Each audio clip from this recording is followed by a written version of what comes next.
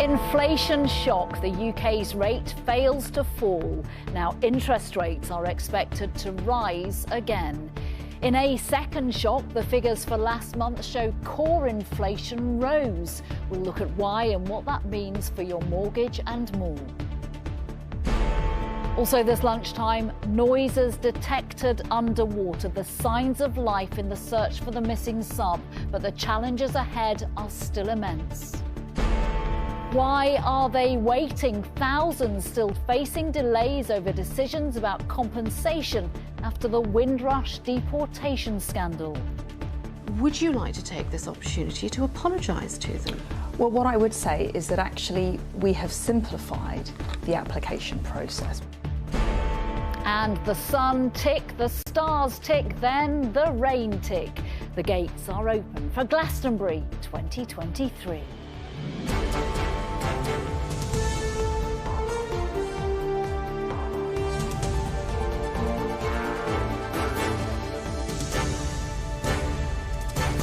This is the ITV Lunchtime News with Nina Hossain. Good afternoon. So what now? Inflation hasn't fallen as many experts had predicted. Last month it stood at 8.7%, the same as the month before. More worryingly, the UK's core inflation rose last month. It's the rate that prices are rising, excluding unpredictable products such as fuel. Elsewhere in America and the EU, core inflation is falling. It is expected here the Bank of England will react by putting up interest rates again tomorrow. Labour accused the Conservatives of a mortgage catastrophe, but the Prime Minister said it was a global problem. Here's our political correspondent, Carl Dinnan. The tide of inflation was expected to ebb this month, but it didn't. In fact, inflation is now so sticky, it has stuck. Here's how it works. At this hotel in Bognor, staff faced cost of living pressure, so the manager raised their wages, and so now his menu is 10% more expensive. The main reason that we did that was really just to try and combat some of the costs that we've been exposed to, which are linked to, food, inflation, cost of wages. There's more and more and more, and you kind of hear of them every day. The Consumer Price Index rate of inflation stuck at 8.7% in May, unchanged from April. Stripping out food and energy, core inflation is 7.1%, the highest since 1992. So it's thought the Bank of England could now go for a 0.5 percentage point interest rate rise tomorrow. Is your plan to halve inflation working, Prime Minister? The problem for the Prime Minister is the resulting squeeze on homeowners, with the average remortgage now expected to cost an extra £2,900 a year. How is an extra £2,900 a year on repayment delivering for homeowners? He talks about interest rates. Perhaps the honourable gentleman could explain why interest rates are at similar levels in the United States, in Canada, in Australia and New Zealand. Why they're at the highest level in Europe that they've been for 2 decades, Mr. Speaker. I'm sure from the vantage point of his helicopter, everything might look fine. But that's not the lived experience of those on the ground. Although UK interest rates may bear international comparison, price increases have now become so embedded in the economy that UK inflation is higher than in all the places the Prime Minister listed. So the pain of higher rates looks increasingly like forming the backdrop to the next election. Carl Dinnan, ITV News, Westminster. Our economics editor Joel Hills joins me now from Bognor Regis. Joel, what do you think today's figures will impact on tomorrow's inflation decision, interest rates decision?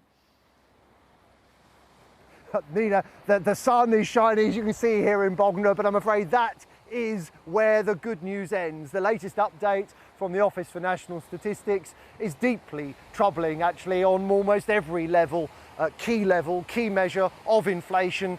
The arrows are pointing firmly in the wrong direction. The headline rate is stubbornly high. Core underlying inflation is moving upwards, not down. Services inflation has hit a 40-year high. These are all signs of what the Bank of England truly fears, that inflation domestically in the UK is starting to feed itself. that wages and prices are spiralling upwards together. Now, the Bank of England has been raising interest rates for the last 18 months very aggressively to break that link and to bring inflation down. It's expected to do so again tomorrow. The markets are actually betting that interest rates, currently 4.5%, will have to reach 6% by the end of this year to bring inflation back under control. Serious problems, serious difficulties, of course, for anyone who's going to be refinancing their mortgage in the next 12 months. Very serious problems for the government too, not least because it has to borrow money, is having to pay more to do precisely that. But let's also remember another problem for the government. The UK is starting to look like an outlier compared with other countries.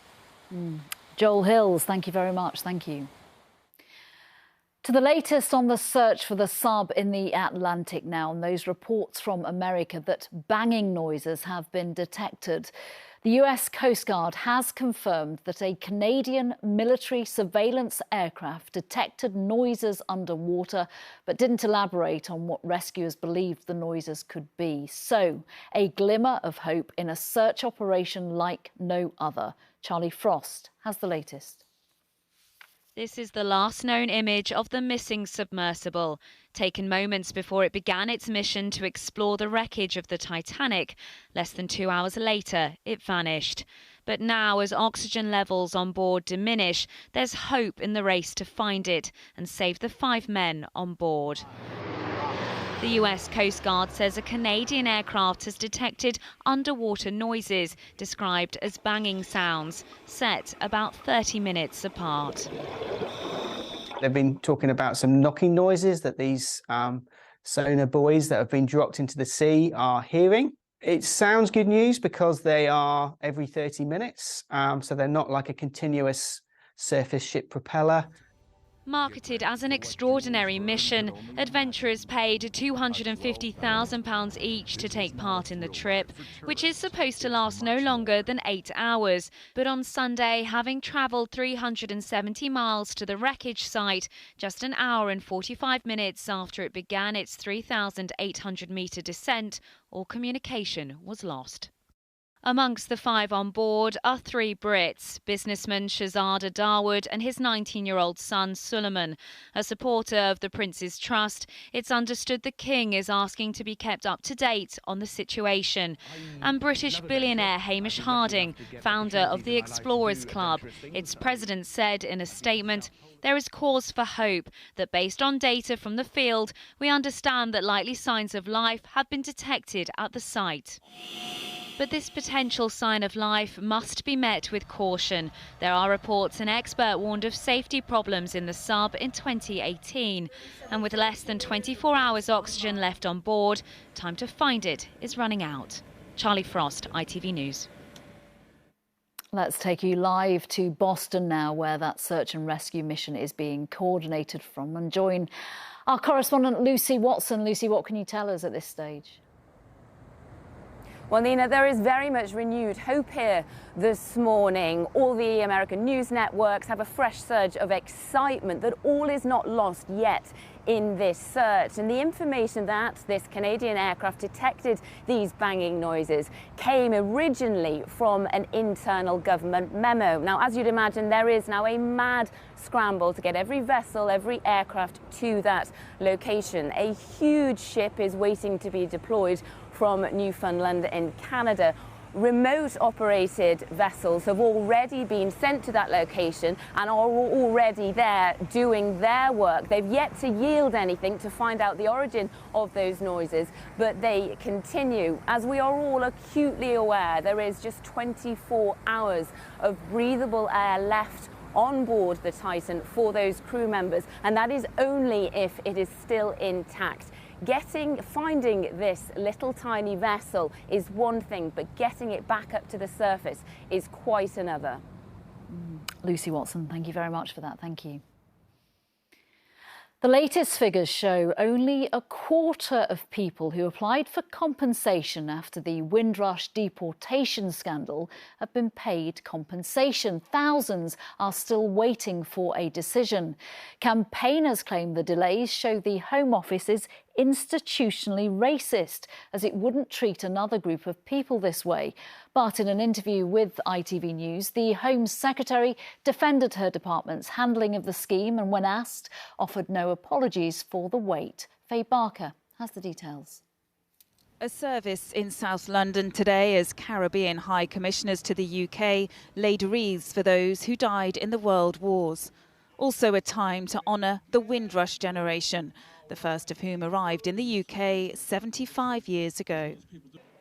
They came to help rebuild this country, but many were later classed as illegal immigrants, losing jobs, homes or even deported.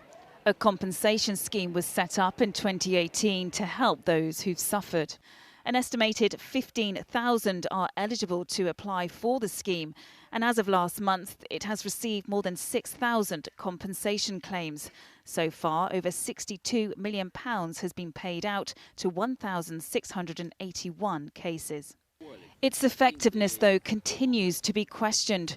Roland Hossain was born in the UK, but after travelling to Jamaica, he and his family were blocked from returning here for 15 years.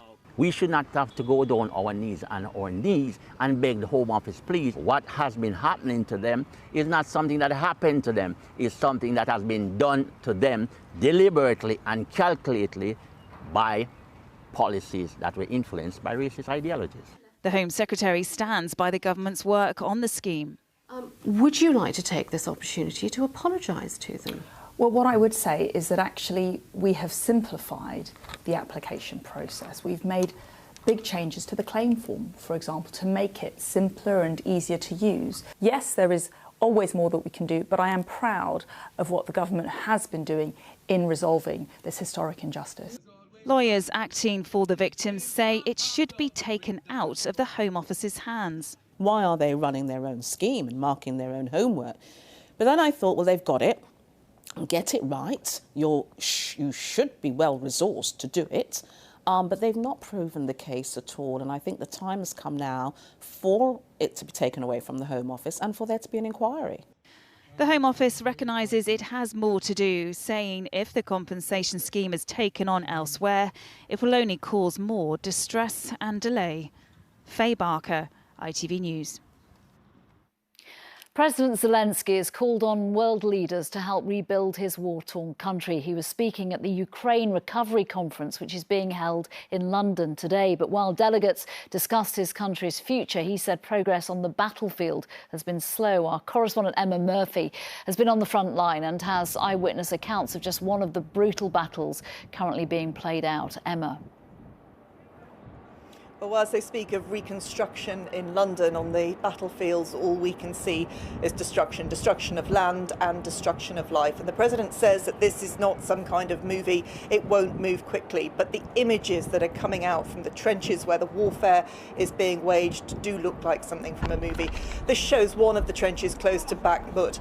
They're taking shelter there. The commander is just trying to rebuild their defences, having been hit once by artillery, when they are hit again and he is thrown backwards. Incredibly, he survives. But this is a full-on assault by Russian paratroopers to try and take over that trench.